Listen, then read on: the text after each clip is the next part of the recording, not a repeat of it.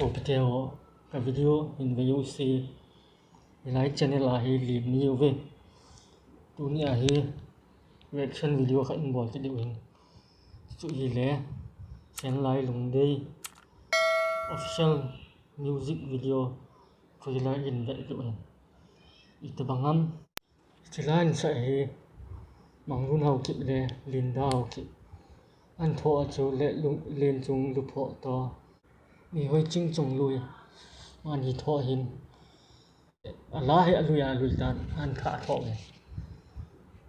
ti pa pi ma yen nge te ne video vet sang wa kan sei nom che le to a hi 200 wa subscriber kan ni tan ta le shout out in bol pia ama ho hoi mote ma chungai ong am fiel velin ti pa thu kan si ni hin pa fat jingin tuần video cho nên video thế song already te cái dòng cà rê đi tay cái dòng cà rê đi ấy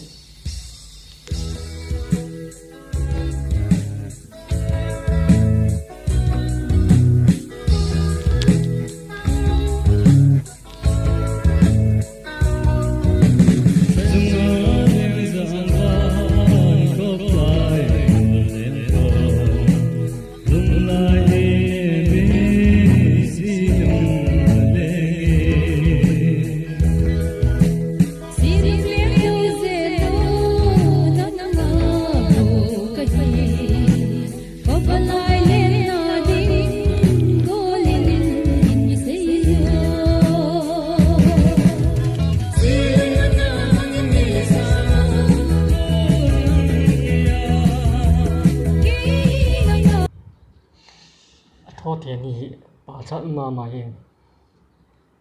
bây giờ là cả làm hơn chút nằm cái sao mà hiện